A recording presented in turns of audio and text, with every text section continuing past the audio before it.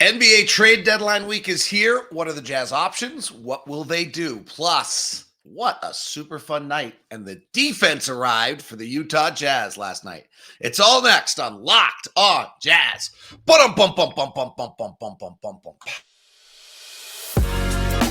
You are Locked on Jazz, your daily podcast on the Utah Jazz. Part of the Locked on Podcast Network, your team every day. How are you? I am David Locke, radio voice of the Utah Jazz, Jazz NBA insider. This is Locked on Jazz. On today's edition of Locked on Jazz, we will look at trade deadline week because I think that's actually on the forefront of your mind first. I debated for a long time what we were doing first. Were we just reacting to last night's game or were we trade deadlining? We're going to be a little schizophrenic because we're going to start trade deadline talking about what the Jazz options are, how the week's going to play out, what they're going to do, what happens next. And then we'll go to the Jazz defense arriving versus the Milwaukee Bucks, kind of quarter by quarter, shot distribution by shot distribution, some really good signs, one or two still a little slightly disturbing signs. But overall, really a lot of things done very, very well by the Jazz in that game. I thought Jordan Clarkson was impressive. Keyonte was, and Walker. We'll talk about all of them. Kelly was brilliant. A lot of guys played well. And then we'll go back. Instead of Trends Monday, we'll look at more trade deadline teams. So it's a little schizophrenic. We're going to go back and forth and finish up looking at teams as well today with the trade deadline coming to us Thursday. Jazz will be in Phoenix. I am David Locke, as I mentioned. I'm the radio voice of the Utah Jazz, Jazz NBA insider, and this is Locked on Jazz. It's your daily podcast on the Utah Jazz, giving you insight, expertise, geeky numbers, and hopefully making it way better to be a Jazz fan each and every day. Thank you so much for making Locked on Jazz your first listen of the day. We are free. We are available on all podcasting apps there for you. Please subscribe. Thumbs up. Jazz win last night. Give it a thumbs up because the Jazz won last night in a super fun, exciting comeback from behind win over the Milwaukee Bucks. Please do that and then join in on any of the conversation and all the rest that you'd like to. So thanks so much for tuning in. Today's show is brought to you in part by LinkedIn, who helps you find qualified candidates you want to talk to faster. Post your job for free at linkedin.com/lockedonnba. That's linkedin.com/lockedonnba to post your job for free. Terms and conditions do apply. Since we've crossed the 50 game mark, we get to do this every day. We're 25-26. So we are now still in 10th. Houston is a game back. Houston lost last night. They are now 23-26. And the Warriors are still out there lingering, probably going to make some moves and make a run at us. They're at 21-25. They are a game and a half back for the 10th and final play-in spot. Lakers have moved to a game ahead of us at 26-25 with a really impressive win in New York and a really impressive win in Boston. So they're suddenly doing good things on the trip. Dallas, by the way, is within 2 and struggling. All right. So how does that impact? I did that on purpose because we're in the midst of this run. How does that impact the trade deadline? And my answer is 0. I really think when you look at what's going to happen here in the trade deadline, that where the Jazz are currently sitting in the standings has zero impact. In fact, that goes both directions. I don't think that the Jazz are going to decide to end up giving up. There's the other side of this is, if we don't make the play and we get our pick. So do I think the Jazz, let's go with the first option. Do I think the Jazz are going to go to the trade line with the intention of finding pieces to make sure that they move up in the standings? And the answer to that to me is no. And then the second one is, do I think the Jazz are going to intentionally move pieces for the purpose of dropping out of the play-in? And the answer to me on that is no. So what the heck are they going to do? Well, I think the reason I say no to the first is I don't believe the Jazz vision and intention is to get better in April of 2024, right? The season ends around April 15th of 2024. And we're all looking at that. That's when we look at the standings and look at this. What we're focusing on is April of 2024. I don't think that's where the Jazz are focused. Okay. What I do think is the Jazz are focused at 2018, 2019. And that's where their focus is. So that means, could the Jazz make a trade for one of the more highly talked about players? Let's say DeJounte Murray on Dunked On's trade deadline prospect with Kevin Pelton, Dan Feldman. Danny LaRue and Nate Duncan, that I think Keldon Johnson gets traded from the Spurs, and Devin Vassell gets talked about. So like big names. Do I see the Jazz making a move like that? Sure. I think that's totally possible. That the Jazz could get involved like something like that. They have the assets if the price gets to the right point, because a move of that sort makes the Jazz better in 2018 or 2019. Do I think the Jazz could make a trade where they trade someone off of our roster who's currently a rotation player who actually, and for an asset, and actually makes us less good right now? Yeah, absolutely. I think they could do that. I could even see the Jazz making a move to open up playing time for younger players with the dual benefit of getting an asset as well as opening up playing time that will probably cost us victories in the final 20 some odd games of the season. I 100% think both of them are on the table, which is pretty wild and a pretty good place to be if you're a franchise. But I don't think any of the moves are going to be made with the intention of impacting April of 2024. I think they're all going to be made with impacting 2028 or 2029. So if you're trading, you trade for one of these more exciting players to us that helps us win immediately, but it would be really because that's a side benefit. Instead, it would be about adding a piece to Lowry, Markkanen, Colin Sexton, Walker Kessler, and those things in Keyonte George that you think are foundational foundational pieces moving forward. On the flip side, we could make a move where we think getting Taylor Hendricks playing time between now and the end of the season is vital for 2018 or 2019. And that, makes it a difficult time, makes it difficult to win, or we get a first round draft pick for someone. So I think that's it. Listening to the Dunked On trade deadline podcast, which they really do such a good job. What jumped out to me the most from this was one, that the Jazz could be involved in everything, and that they have the assets, the players, the positioning to be involved in everything. The second thing that jumped out to me is how much of a waiting game there is. So a little bit different today than when I listened to that podcast, because Joel Embiid's injury, I think, impacts things. And I think Zach LaVine, there was a feeling kind of like, okay, DeJounte Murray's got to be the first one to fall. So if Atlanta's really going to move DeJounte Murray, LA's holding all of their cards, D'Angelo Russell and everything else, to go get DeJounte Murray. Well, there's a few other teams that if the Lakers are somehow not going to give the extra pick or do it, they really don't have that many picks to give, but give that extra piece, that suddenly want to jump into DeJounte Murray, that suddenly are not going to be, that are not actively involved in anything else until they know that. You're not giving up until the Murray trade goes through. You're not giving up your pieces to somebody else unless there's a better player that's available. And as of right now, it feels as though DeJounte Murray is the best player available in the trade deadline, if in fact he's available. So what jumped out to me from a Jazz standpoint is I have this vision, and I think it's true. Justin today is incredibly active and involved, and there's lots of things, and they're all percolating. But I don't feel like the Jazz are on the top of the priority list for any of them. One, the Jazz don't have unbelievable urgency where they have to go give up an extra pick or give away an extra asset to be able to go get a deal done, right? Like they have their price for, let's use DeJounte Murray. He's been the most talked about. Like, do I think the Jazz are involved in DeJounte Murray talks? Sure. I think the Jazz are talking to Atlanta and they want to know what the price is, because if suddenly the Lakers don't play along and give up what they want to and the price goes down, DeJounte Murray's is a pretty good player with a pretty good contract. And now all of a sudden you decide, oh, well, we'll use some of our assets for this.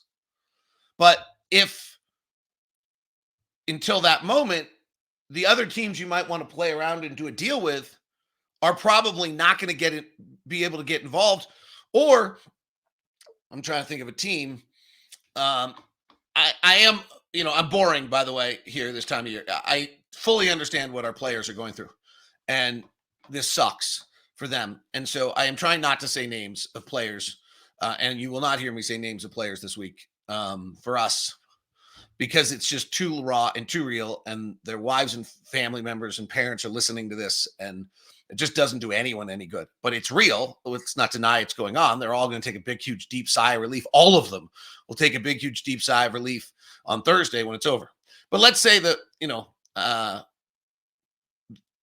Orlando Magic are looking to make a deal, and suddenly Jalen Suggs is available, a player I've talked about a lot. I don't think he is, but let's just go with it. he's probably not moving until DeJounte Murray moves. Anybody's going to be involved in the Jalen Suggs is probably also involved in DeJounte Murray. And so their dominoes are going to have to fall. And so what I really feel like on Utah right now is the situation is that they've made these moves, or they've made the situation where they're in a position to be involved with everything, but they're not at the top of the pecking order. And so they could have deals that they think are going to get done, but that could get blown up 3 or 4 times before it actually gets time for that deal to get done. And that was my biggest takeaway from actually listening to that Dunked On podcast, just the amount of little things. The other thing is I think there'll be a ton of movement. And there's going to be a bunch of salary shifting and player shifting. Is there going to be seismic change to the playoff race? I don't think so. But you never know. I mean, if the Warriors move Andrew Wiggins, that's pretty seismic. And again, I don't think Andrew Wiggins goes until DeJounte Murray deal gets done. And so someone who's in on if you're in on one of those, I think you're waiting to see like what happens. And then frankly, the nice thing that happens is if you hang out a little longer on some of these deals, yes, the players might not be as high profile, but frankly, there aren't as many other suitors, right? So that's how this works. So what do I expect out of the Jazz this week? I think deals will get done. I do not think they're totally in control of their own destiny. I don't think we're on the top of the list. I don't think we're willing to roll out the most options at all times. And I don't think that, I do think there's a real chance we could make a move where we add a player that helps us get better between now and April 15th of 2024, but with the intention of making us better in 2018. And at the same time, we move a player that makes us less good for between now and April 15th of 2024, because the overall picture makes us better in 2028. That's my, I think we could do both. Just kind of makes it a wild, schizophrenic, crazy, makes us all a little nuts approach. Last night we're just getting started on the show today, by the way. Last night was super fun. The Jazz were really, really good defensively, and we're going to talk about it coming up on what the progress the Jazz made last night with Will Hardy getting a few days of practice and putting the focus on them. That's coming up as we continue here on Locked On Jazz.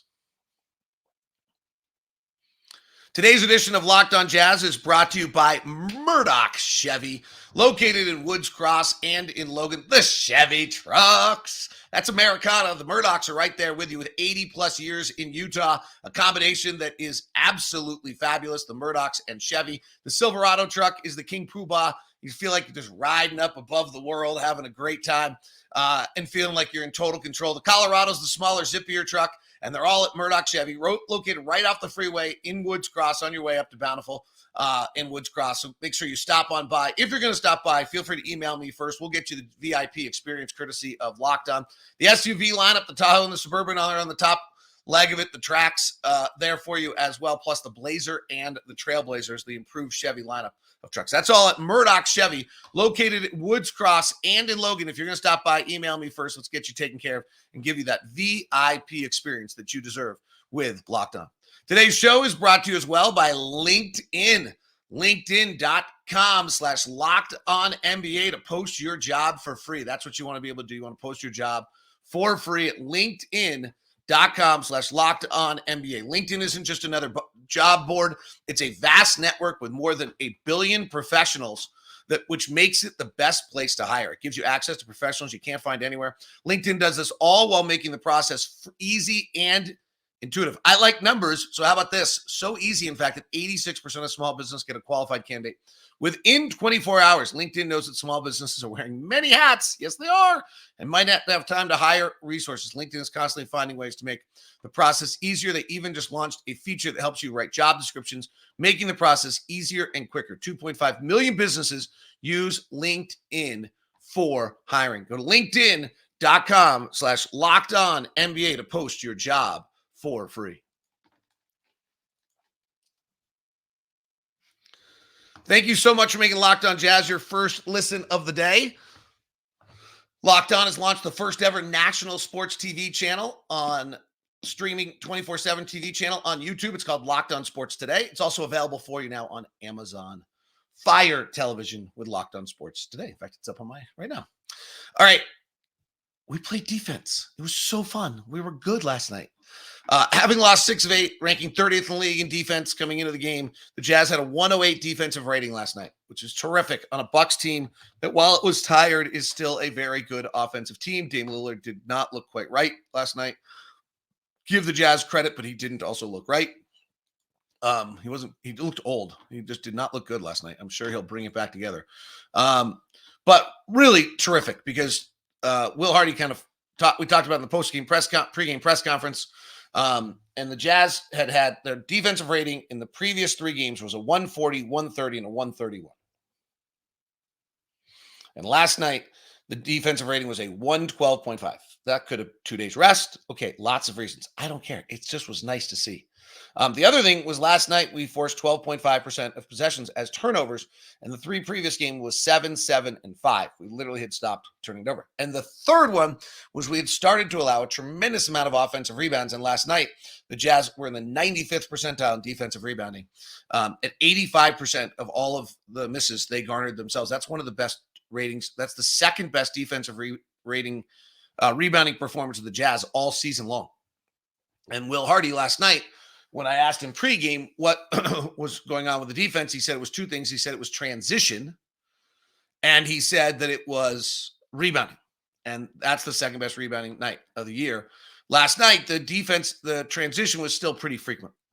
It wasn't as outrageous as Brooklyn, where they were in transition, I think it was 16% of the time. That was us. But it was better last night.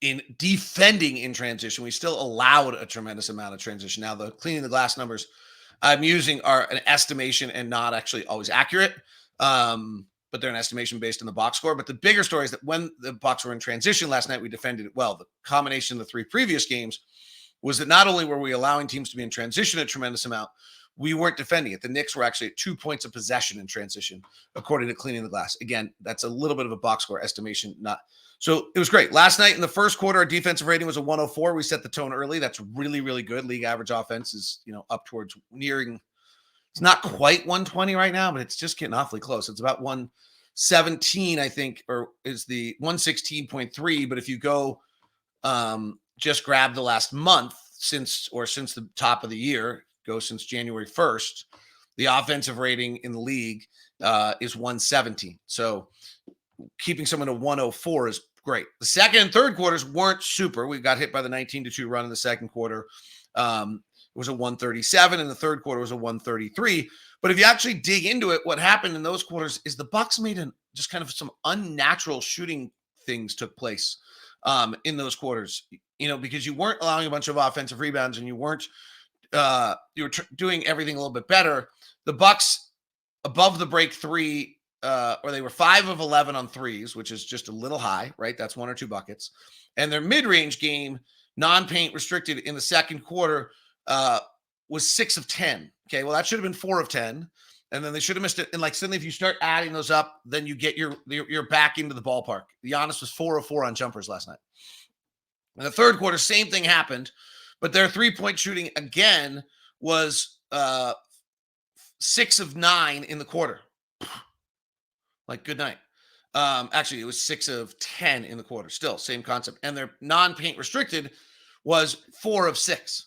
So, that's just not natural. And so, to the Jazz credit, they stayed in the game and didn't get beaten down by it. And that's the most impressive part of last night's win, is that they stayed with it. They stayed in focus, stayed in the task. They really did a great job. They allowed 4 shots at the rim in the first quarter. This is with Giannis. They allowed 2 shots at the rim in the second quarter. They allowed 2 shots at the rim in the third quarter. They only allowed 2 shots at the rim in the fourth quarter. And some of that's Walker, and Walker was good. When Walker was at the rim, they went 3 of 7 when Walker was inside 6 feet as the closest defender last night. They went 9 of 24 when Walker was the closest defender overall. Walker was great. They actually missed a bunch of threes when Walker came at him. But I also think just defensively, schematically, multiple guys guarding Giannis. Scott Morrison told us pregame he wanted, they want 2 or 3 guys guarding Giannis at all times. We saw it visibly. That's what the Jazz were able to do last night. And they just took away the rim. And by taking away the rim, eventually the other shots didn't fall. And then I do think fatigue kicked in. The Bucks were 2 of 12 from 3 in the fourth quarter. And the Jazz took advantage of that. But if you're playing, I'm a huge shot distribution defensive guy. I just think that's actually where defense starts in this league, is if you can get the shot distribution right over the course of a season, the numbers all skew. You've heard me talk about this a lot, but if you look at teams' defensive three-point shooting, like right now, Houston's unnaturally good at 34.8, as is Portland, but you get really down to it. The fourth best team and the 27th best team are separated by 4 percentage points from 35 to 39. Like it just, and maybe some of that's your long and you're going after guys, but the fact is it just kind of whittles down as the season goes on to the median level at 37.2 is 3-point shooting this year.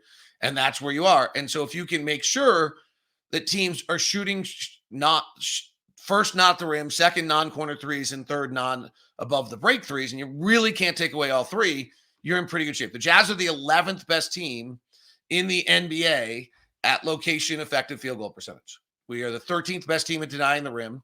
We're allowing too many corner threes. We're 28th in, that's a frequency. We're actually getting burned. Let me redo that. We're actually getting burned by corner threes this year. Like teams are making an unnatural amount. They should start missing. But we're the 11th best team at denying the rim. We're the 11th best team at denying corner threes, and we're the 20th best team at forcing above the break threes. So we allow the 23rd best team at above the break three. So we allow the above the break three. We try to take away the corner three and the rim. And if we could get a little bit better on both those, that'd be great. But overall, we're the 11th best team in field goal percentage defense. The Warriors are the best. They only allow 25% of shots at the rim. It's kind of a crazy low number. 33% of all shots right now in the NBA are being taken at the rim. 36% of all shots are being taken as threes, if you're wondering how that works. So really, last night was a case where we did a good job with effective field or defensive location shots, and then it came and finally paid dividends for us by the end of the night. I thought there were a few guys that deserved accolades last night. Well, there were a lot of guys who really played well. I did want to single out one or two things. So Jordan's in the midst of a kind of miserable shooting slump.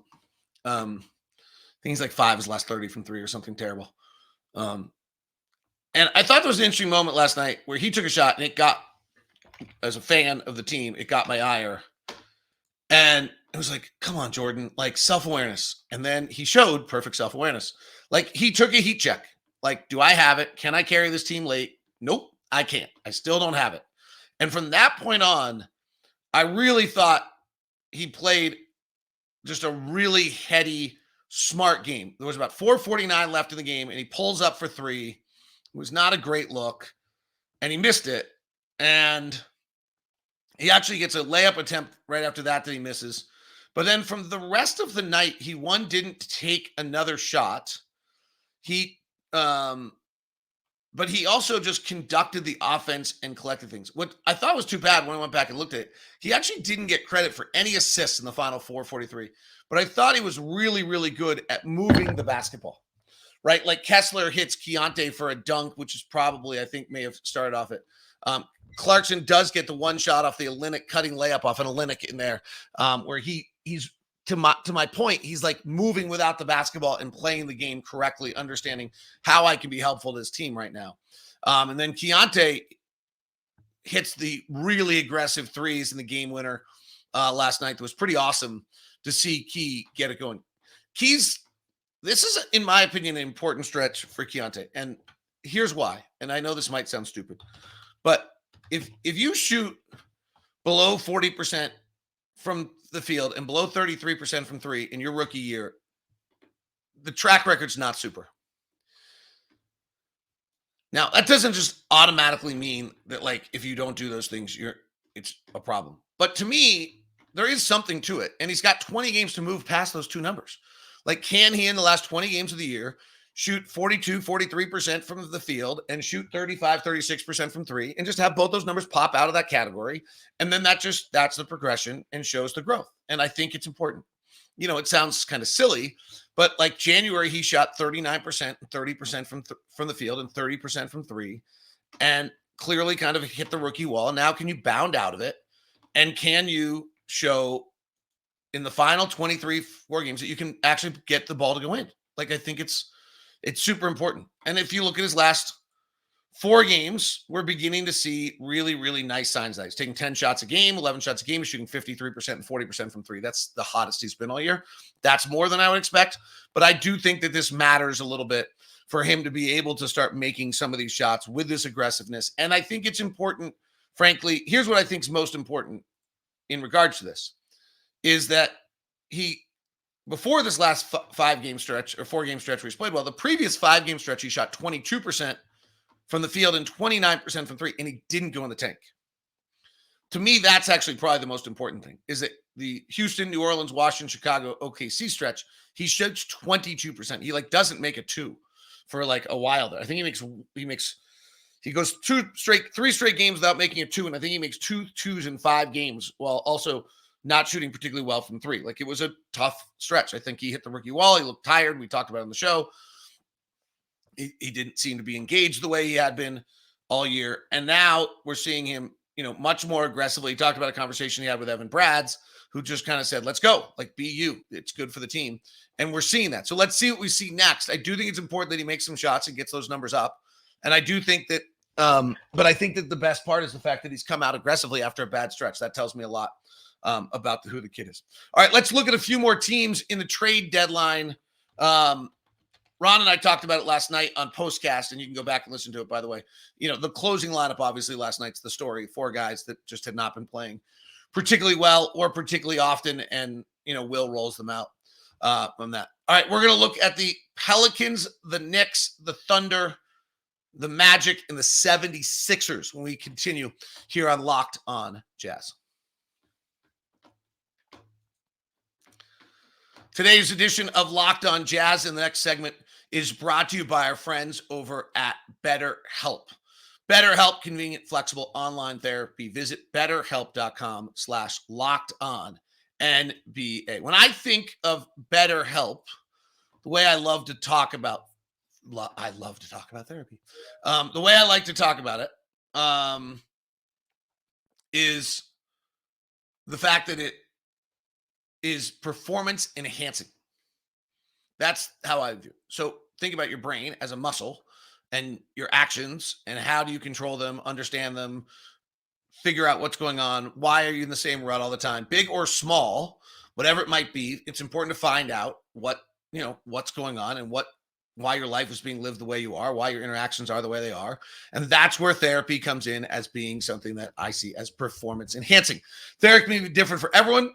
Sometimes I have big problems. Sometimes it's minor. So identify what it is, being upset, sad, whatever you want to try to avoid, and see how you can help yourself with BetterHelp. Go to betterhelp.com/lockedonnba to get 10% off your first month.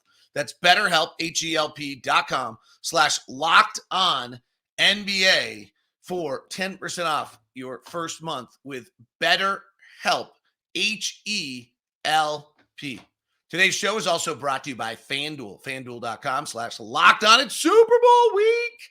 It's also trade deadline week, but it's really Super Bowl week. That's really what everyone's fired up for. So let's get going. Here's how it works. FanDuel is the number one sports book in America. And if you're like me, Super Bowl is all about scoring the best seat on the couch, grabbing your favorite snacks. And if you want to, you can place a few bets. So here's the deal. FanDuel has so many ways for you to get the W. If you join today, you'll get $200 in bonus bets if your first bet of $5 or more wins. So visit FanDuel.com/lockedonnba to sign up. That's FanDuel.com/lockedonnba. Make every moment more with FanDuel, the official sportsbook partner of the NFL. I suggest you get those bonus bets during the week so then you can use them on Super Bowl Sunday and have a great time with FanDuel.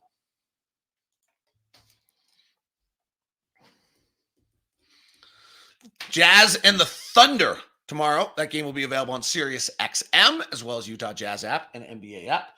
All games are on the hometown broadcast.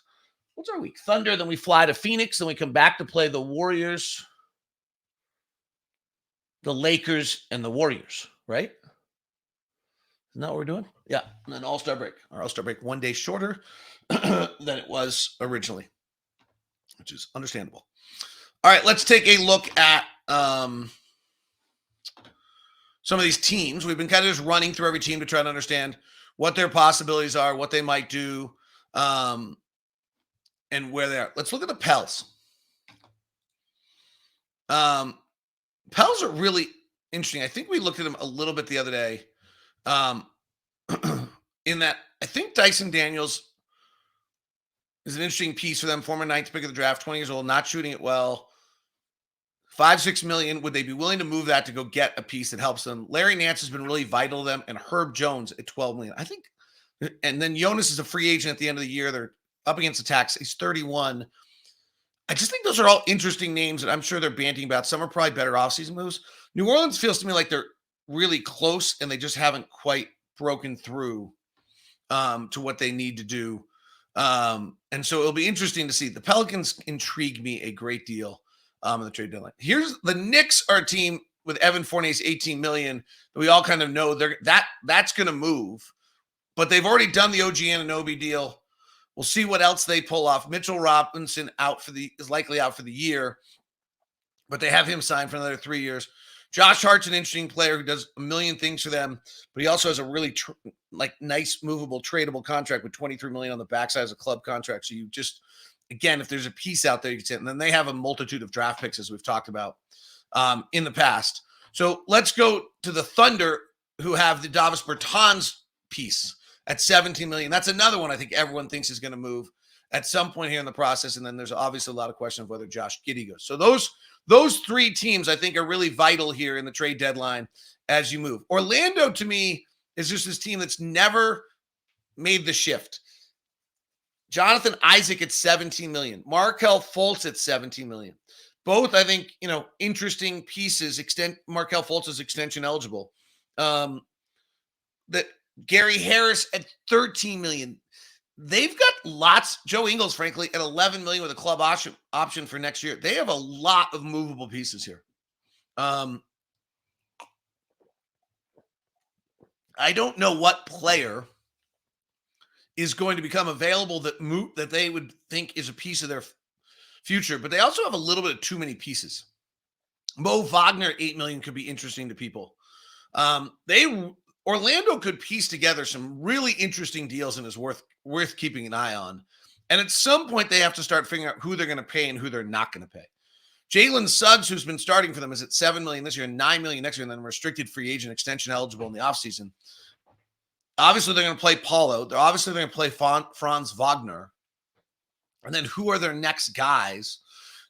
Anthony Black is now on the books for them for 4 more years as their first-round pick this year. Cole Anthony, they signed in the offseason. He's getting 12 or 13 coming up here shortly. At some point, they have to start whittling away and narrowing down their pieces. It'll be interesting to see if this is when they do it. The 76ers now, with Joel Embiid out for an extended period of time, get interesting. Here's what they have on the books next year. This is crazy. They have Joel Embiid at $51 million next year. They have Paul Reed at $7 million last year because we made them do that. They have Jaden Springer at $4 million. That's it. Tyrese Maxey's restricted free agent is going to get paid. They don't have another player under contract next year.